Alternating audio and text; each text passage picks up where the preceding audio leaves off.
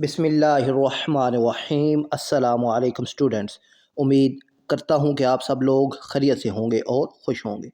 तो बच्चों, class ninth English 2025 और मॉडल पेपर जो मैंने आपसे शेयर किया था, उसमें मौजूद जो सेक्शन ए सेक्शन बी है, वो दोनों पार्ट आज की इस वीडियो में इन दोनों पेपर्स का मैं आपसे डिस्कस करूँगा। तो बच्चों, सबसे पहले आपके पास से मॉडल पेपर का पैराग्राफ है, तो आप इस पैराग्राफ को ज़रा ध्यान से रीड करना है। तो एक दो लाइनें जब आप इसकी रीड करेंगे, उसको समझेंगे, तो आपको समझ आ जाएगी कि इस पैराग्राफ में किस चीज़ की बात हो रही है। जैसे कि आपके सामने पे पैराग्राफ है, we frequently observe garbage in our street and neighbourhood creating unhygienic condition. कि वही फ्रीक्वेंटली यानी फ्री के हम बहुत दफ़ा देखते हैं। ऑब्ज़र्व गार्बेज, ठीक है, ऑब्ज़र्व करते हैं कि कूड़ा क्रिकेट in our street and neighbourhood, हमारी जो गलियां हैं और नेबरहुड यानी जो हमारा मोहल्ला है, ठीक है, क्रिएटिंग अनहाइजेनिक कंडीशन के जो कि अनहाइजेनिक कंडीशन यानी गैर सेहतमंद हालात पैदा करते हैं, कंडीशंस पैदा करते हैं, ठीक है।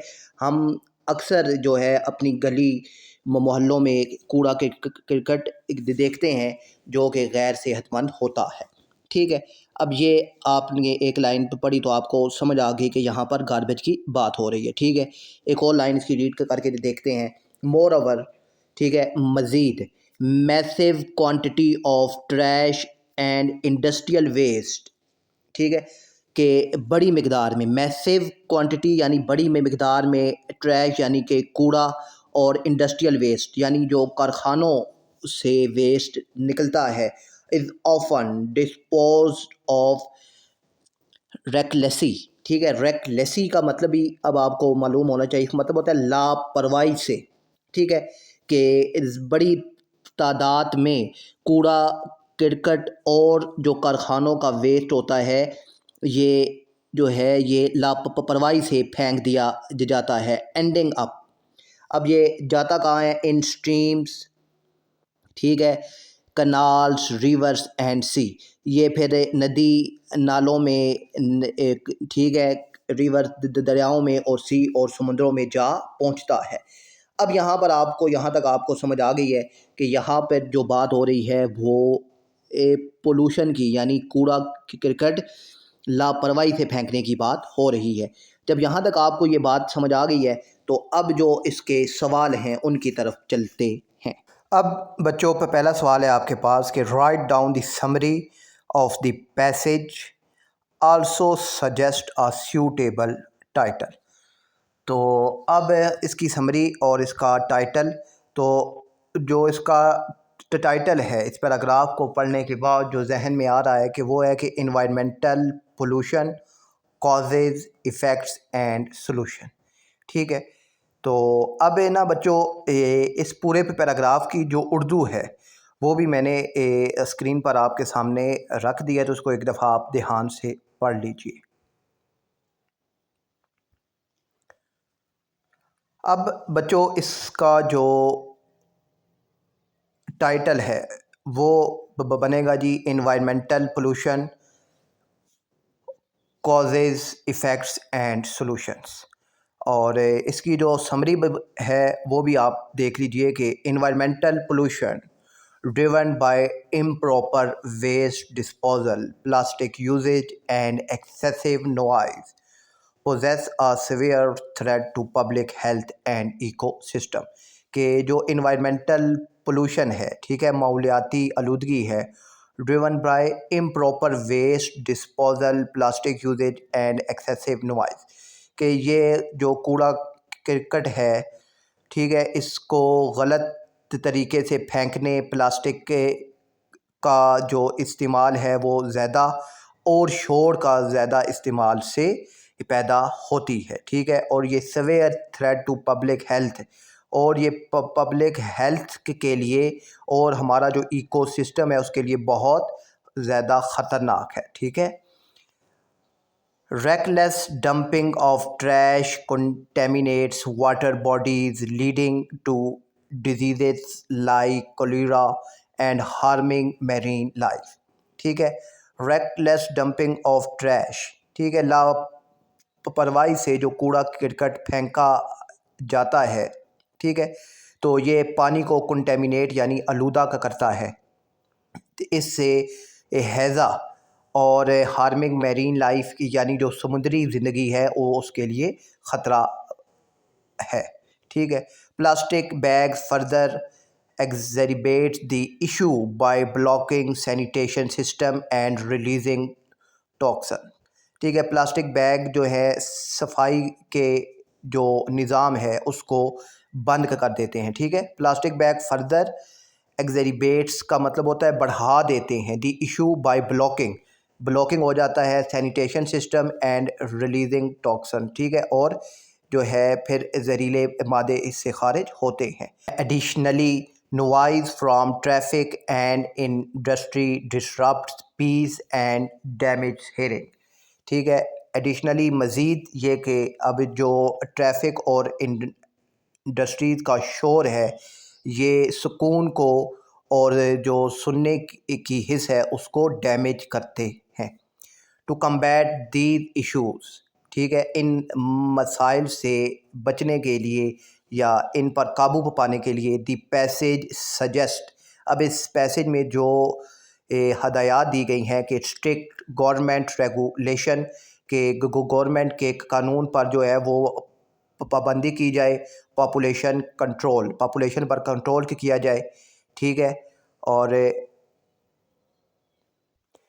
Restricted vehicle emissions and aggressive reforestation effort. ठीक है, और रिस्ट्रिक्टेड व्हीकल एमिशन के जो व्हीकल का एमिशन है यानी धुआं है उस पर पाबंदी लगाई जाए एंड एग्रेसिव रिफॉरेस्टेशन एफर्ट, और दरख्तों को ज़्यादा से ज़्यादा लगाया जाए। तो ये बच्चों ये इसकी आपने टाइटल और समरी ये लिखनी है। अब दूसरा सवाल, what are the some of the consequences of improper disposal of garbage and industrial waste mentioned in the passage।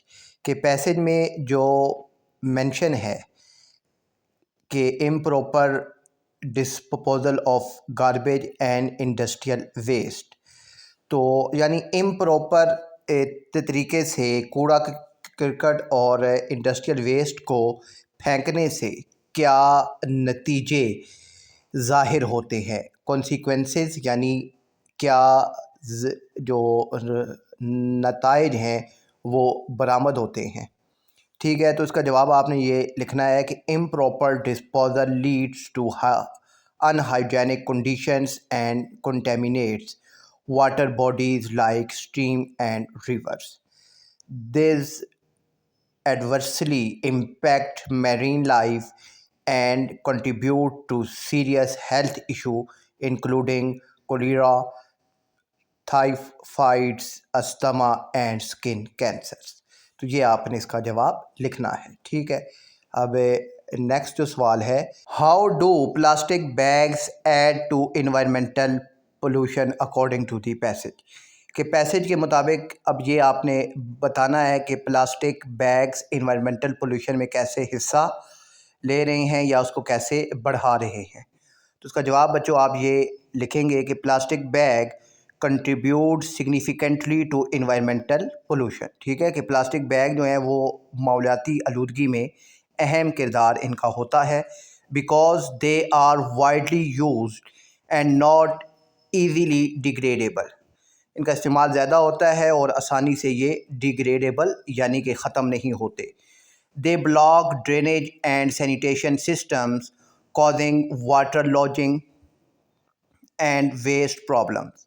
They also pollute land and oceans and release toxic chemicals that are harmful to human health and marine life। ठीक है, अब ये जवाब आपने इसका लिखना है। Next है हमारे पास, what measures are suggested in the given passage to minimize environmental pollution। कि पैसेज में इन्वायरमेंटल पोल्यूशन को कम करने के लिए जो सजेशन दी गई हैं, तजावीज़ दी गई हैं, वो आपने बतानी है। The passage suggest population control and reducing harmful gas emissions. It also recommends restricting smoky vehicles and proper waste disposal. Strict government laws and tree plantation are also necessary. ठीक है कि द पैसेज सजेस्ट पॉपुलेशन का control and reducing harmful gas emission, कि जो harmful gas की emission है उसको कम किया जाए. It also recommends restricting smoky vehicles and proper waste disposal, के जो ज़्यादा धुएँ वाली गाड़ियाँ हैं उनका इस्तेमाल कम से कम हो और जो वेस्ट है उसको प्रॉपर तरीके से डिस्पोज किया जाए. ठीक है. स्ट्रिक्ट गवर्नमेंट लाज, जो गवर्नमेंट के लाज हैं उन पर स्ट्रिक्टली यानी पाबंदी से अमल किया जाए. And tree plantation are also necessary, और जो शजरकारी है जो उसको लाजमी करार दिया जाए.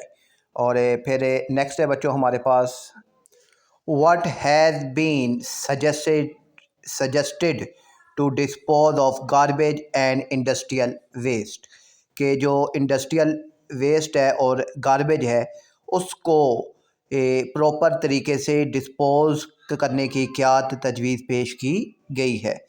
The passage suggests that garbage and industrial waste should be disposed of properly through save and systematic method, कि उनका जो प्रॉपर जो तरीक़ाकार है उसके मुताबिक उनको वेस्ट किया जाए. Waste should not be dumped into river, canal और सी. जो वेस्ट है उसको रिवर्स, कनाल और सी में ना फेंका जाए. Describe the impact of noise pollution on our environment as mentioned in the given passage, कि जो पैसेज में मेंशन किया गया है कि नॉइज़ पोल्यूशन हमारे माहौल पर कैसे असरअंदाज होती है. तो noise pollution from traffic, machines and aeroplanes disturb peace in cities. ठीक है. नॉइज़ जो है वो शहरों का सुकून बर्बाद करता है. It damage human hearing ability and create stress, और ये जो सुनने की सलाहियत होती है उसको भी कम करता है. Loud music and horns make the environment unhealthy. जो ऊंचा म्यूज़िक होता है और गाड़ियों के हॉर्न्स होते हैं ये जो माहौल को ख़राब करते हैं. और फिर नेक्स्ट है जी बच्चों हमारे पास, write the contextual meaning of any three of the underline word. Contextual meaning यानी इस पैराग्राफ के मुताबिक आपने इनके मायने बताने हैं. तो पहला लफ्ज़ बच्चों आपके पास है रेकलेसी. रेकलेसी का मतलब होता है लापरवाही से, बेदहानी से कोई काम करना. तो इसका मतलब होगा केयरलेसली, केयरलेसली. और दूसरा लफ्ज़ है बच्चों कंटेमिनेटिंग. कंटेमिनेटिंग का मतलब होता है आलूदा करना, किसी चीज़ को नापाक कर देना. तो इसका मीनिंग होगा मेकिंग समथिंग डर्टी. तीसरा लफ्ज़ है बच्चों आपके पास डेट्रीमेंटली, का मतलब होता है नुकसानदेह. ठीक है. डेट्रीमेंटली नुकसानदेह. तो इसका जवाब आपने लिखना है डैमेज. ठीक है. इसका मायने होगा डैमेज. और फोर्थ लफ्ज़ है बच्चों आपके पास एग्रीवेट्स. इसका मतलब होता है मज़ीद किसी चीज़ को ख़राब करना या उसमें बगाड़ पैदा कर देना. तो इसका मायने आपने लिखना है makes a problem, makes a problem. पांचवा है कर्टेलिंग. कर्टेलिंग का मतलब होता है महदूद कर देना, किसी चीज़ को कम कर देना या किसी चीज़ को रोक देना. तो इसका मायने आपने लिखना है रिड्यूसिंग. ठीक है. Reducing. How does the writer make it obligatory upon the individual communities and governments to play their role in implementing the measure to control population?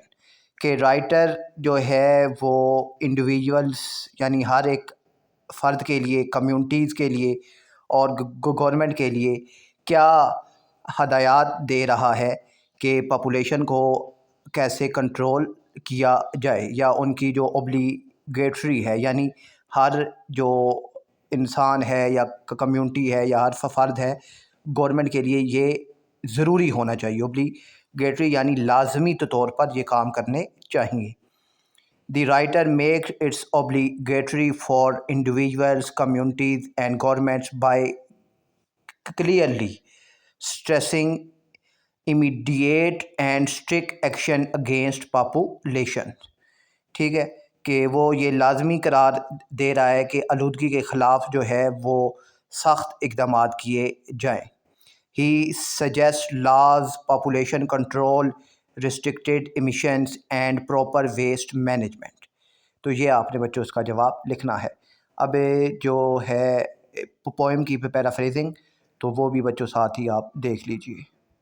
अब बच्चों आपके पास है जी क्वेश्चन नंबर 3, जिसमें आपके पास स्टेंजा है और आपने इसकी पैराफ्रेजिंग करनी है।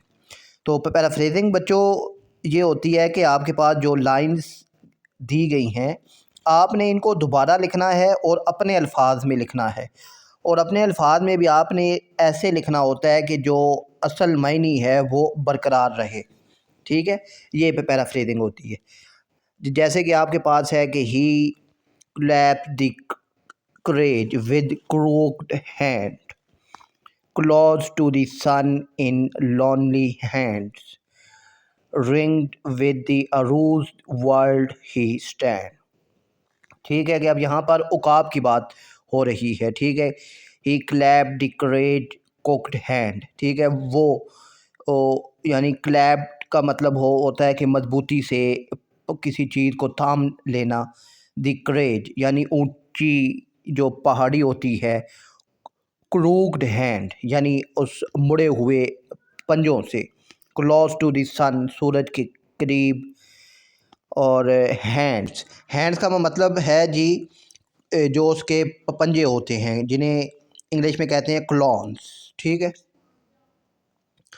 और ringed with the Arooj world he stand.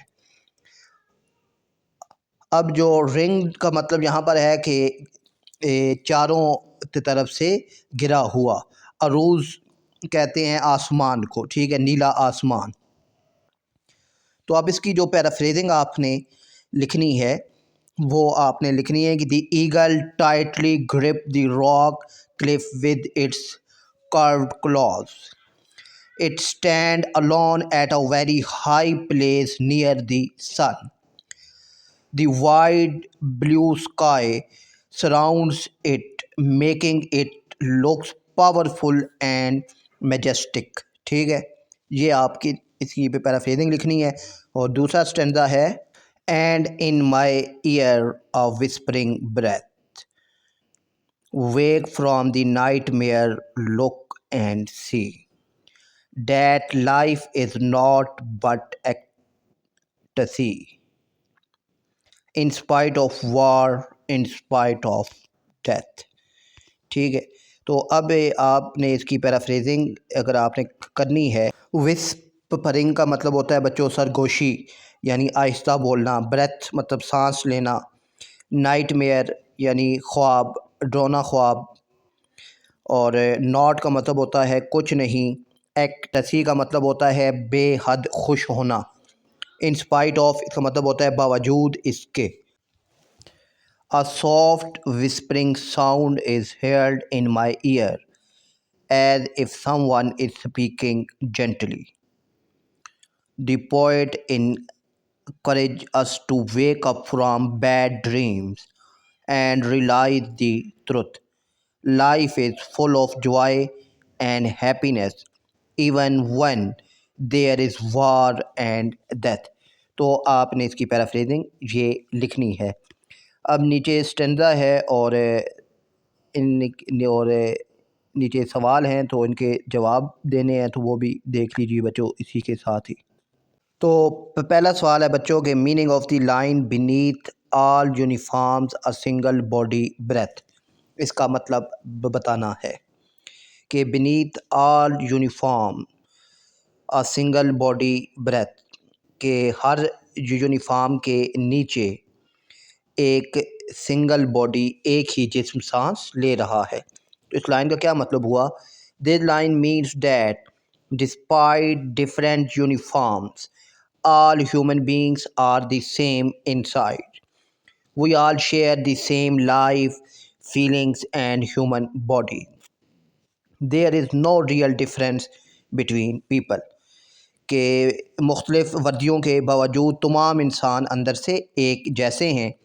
हम सब एक ही ज़िंदगी और फीलिंग्स यानी same life, feelings and human bodies, हमारे एहसासात जो हैं वो अंदर से एक जैसे ही हैं। There is no real difference between people, के इंसानों के दरमियान कोई जो है वो फ़र्क नहीं है। What is the significance of the phrase the land our brothers walk upon? कि वो ज़मीन जिस पर हमारे ब्रदर्स यानी भाई चलते हैं। इन दी कॉन्टेक्ट ऑफ द स्टेंजा। अब इस लाइन की क्या अहमियत है, या ये जो फ्रेज़ है इसकी क्या अहमियत या इसका क्या जो सिग्निफिकेंस है वो आपने बताने हैं। This phrase shows that all people lives on the same earth no matter what country they belongs to. The land belongs to everyone equally. ठीक है, ज़मीन सब के लिए बराबर है। और इसके बाद है जी, discuss the idea of common humanity as expressed in the stanza.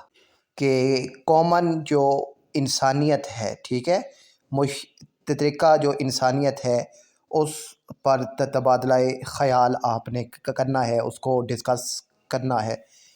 तो the stanza presents the idea that all human beings are equal and share the same earth. It promotes peace, unity and brotherhood amongst people. दूसरे stanza का पहला सवाल है बच्चों कि how imaginary is used in the given stanza, explain with two examples.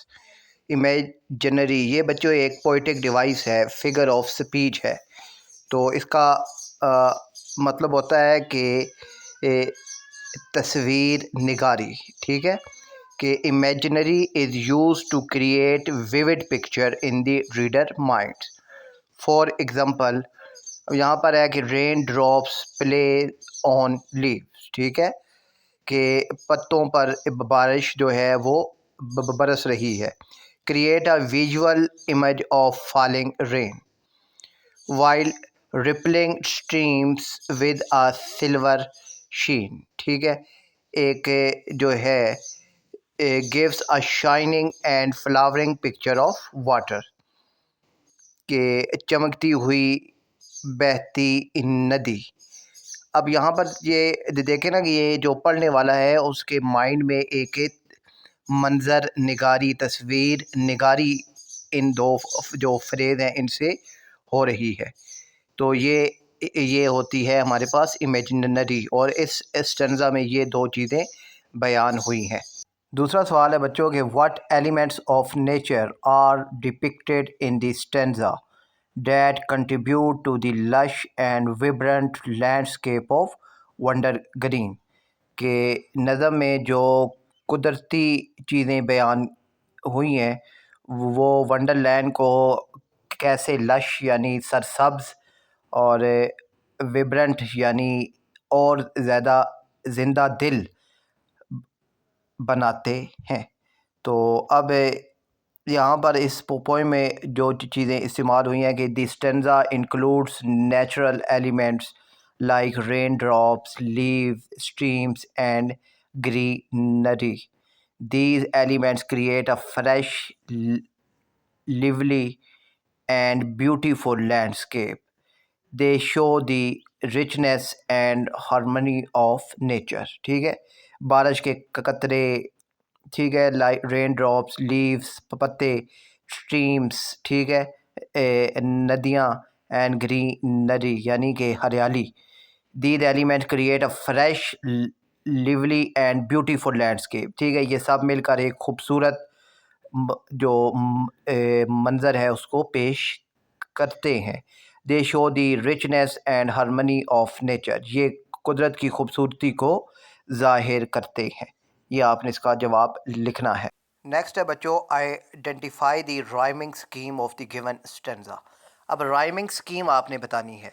तो अब आप बच्चों पहली लाइन का अगर आखिरी लफ्ज़ देखें कि वो है फाइन, और दूसरी लाइन का तो वो है डिवाइन। अब दोनों का काफिया जो राइमिंग है वो सेम है, तो आपने इन दोनों को नाम दे देना है ए। अब तीसरी लाइन का आखिर में आप लव देखें तो वो है शीन।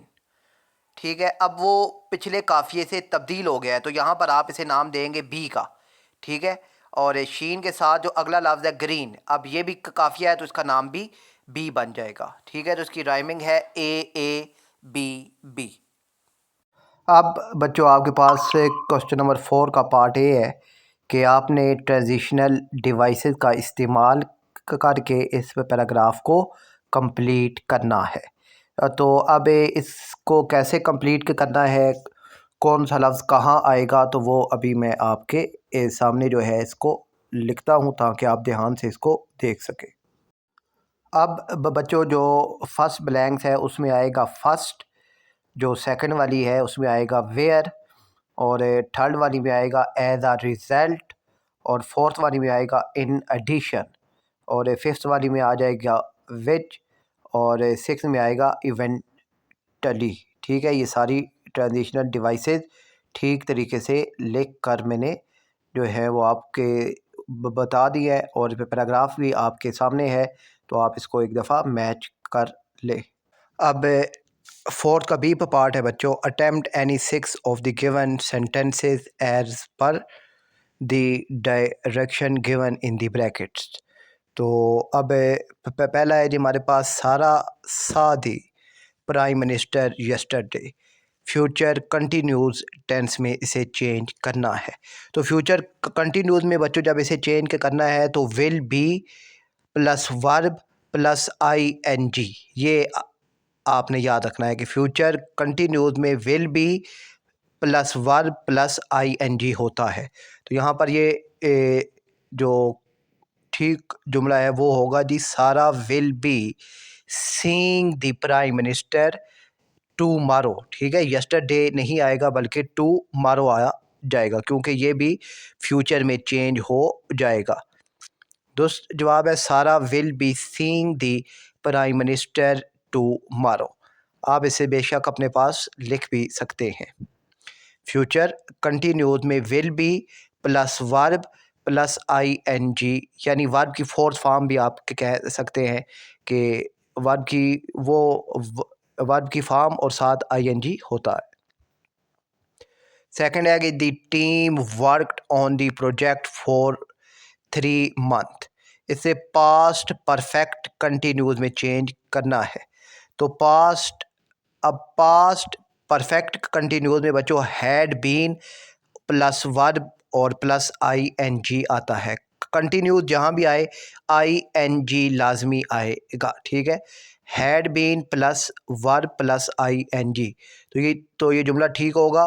The team had been working on the project for 3 month. Third है the girl sings beautifully, simple past. तो इसे सिंपल पास्ट में जब चेंज करना है तो सिंपल पास्ट में वर्ब की सेकंड फॉर्म आती है। ठीक है, तो यहाँ पर आएगा द गर्ल सैंग ब्यूटीफुली। ठीक है, सिंपल पास्ट में वर्ब की सेकंड फॉर्म होती है, आपने याद रखना है। फोर्थ है he had to bear all the hardships alone. ठीक है, उसने हार्डशिप यानी मुश्किलात अकेले ही बर्दाश्त की। इंसल्ट प्रेपोजिशन, तो यहाँ पर प्रेपोजिशन इंसल्ट करनी है, तो he had to bear all the hardship by himself. ठीक है, यहाँ पर अलोन जो है वो हिमसेल्फ में चेंज होगा और प्रेपोजिशन बाय आएगी। ठीक है, हार्डशिप बाय हिमसेल्फ। और फिफ्थ है बच्चों the planet was moving the sun. इसमें भी इंसल्ट प्रेपोजिशन का करनी है, तो यहाँ पर आएगी the planet was moving around the sun, यहाँ पर अराउंड द सन आ जाएगा। और सिक्स है बच्चों the weather changes frequently here in this town. तो इसे नेगेटिव में चेंज करना है, तो यहाँ पर आएगा जी weather does not change frequently here in this town. ठीक है, ये सिंपल प्रेजेंट टेंस है, तो सिंपल प्रेजेंट टेंस में नेगेटिव बनाने के लिए डू और डज का इस्तेमाल किया जाता है। और अगर से सिंगुलर हो तो डज का इस्तेमाल होता है, और अगर प्लूअर हो तो डू का इस्तेमाल होता है। अब दी वेदर सिंगुलर है तो the weather does not change frequently here in this town, ये आपके पास आएगा। सेवन्थ है the assignment has been completed in time. इसे इंटरोगेटिव में यानी सवालिया जुमले में चेंज करना है, तो सवालिया जुमले में हेल्पिंग वर्ब शुरू में आ जाता है। अब हैज़ शुरू में आ जाएगा। Has the assignment been completed in time, और आखिर में सवालिया निशान भी आपने लिखना होगा। और एट्थ है बच्चों the work finish in time, passive form में इसे चेंज करना है। ठीक है, the work finish in time, तो और फिर ये ठीक होगा जी, यहाँ पर the work was finished in time हो जाएगा। ठीक है, the work was finished in time. इसके बाद बच्चों इसका पार्ट सी है जिसमें पंचुएशन करनी है। तो अब इस पैराग्राफ की पंचुएशन और इसमें जो मिस्टेक्स हैं वो आपके सामने है, तो आप इनको एक दफ़ा रीड कर लीजिए ताकि आपको समझ आ जाए तो इसमें कौन सी मिस्टेक्स है और कहाँ पर क्या चीज़ होनी चाहिए।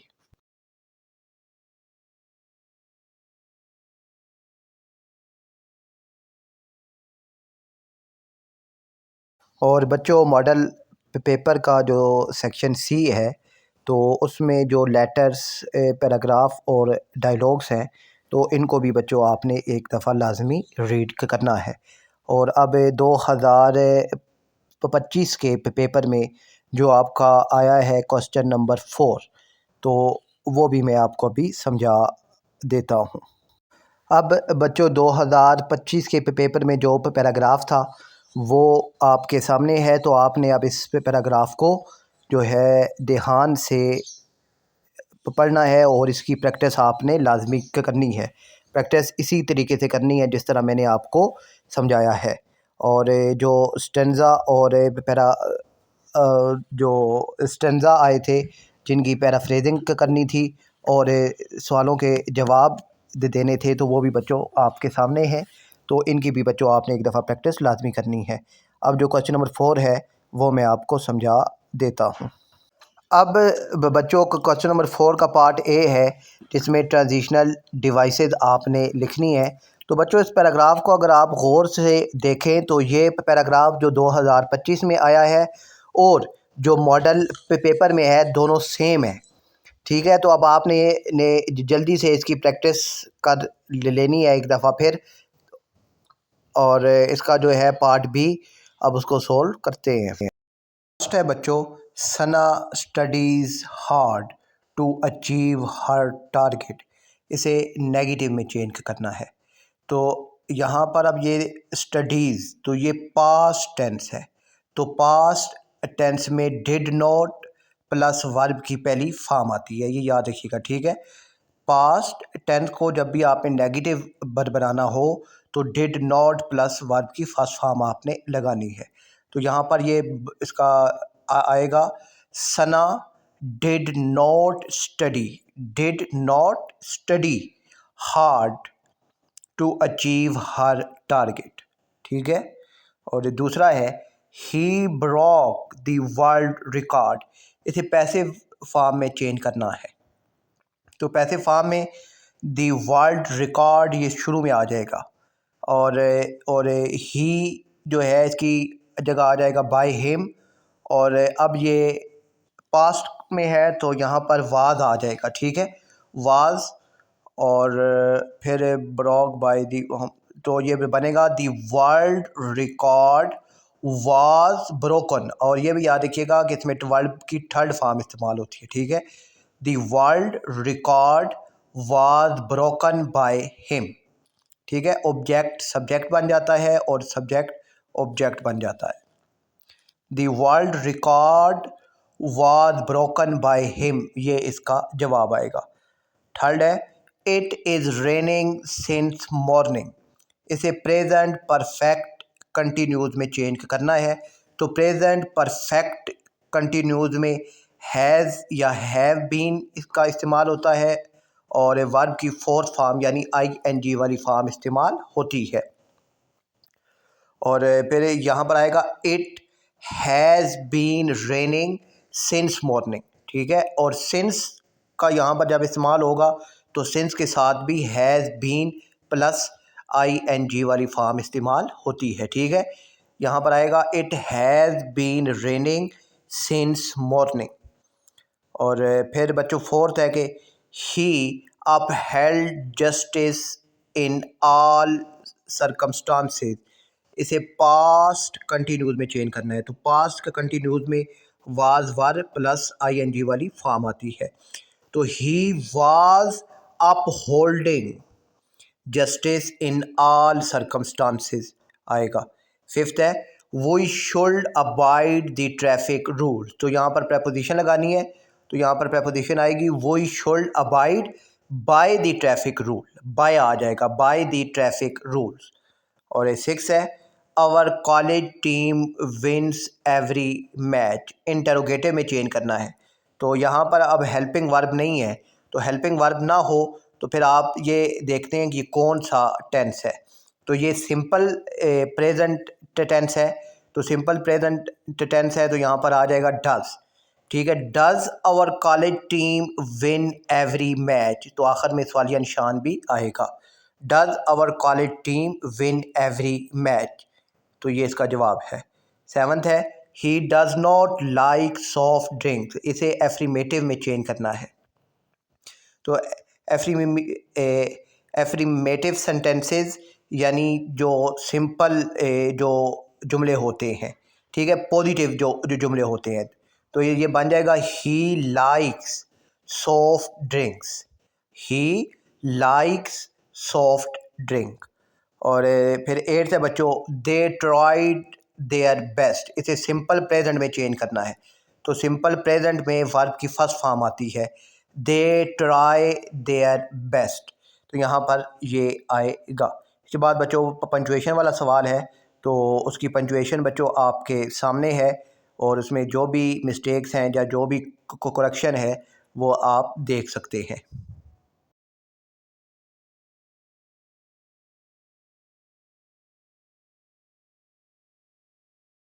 और बच्चों 2025 में जो सेक्शन सी लेटर और पैराग्राफ और डायलॉग्स आए थे, तो वो भी बच्चों आपके सामने है, तो आपने एक दफ़ा इनको भी समझना है और इनको भी पढ़ना है। अपना ख्याल रखिएगा।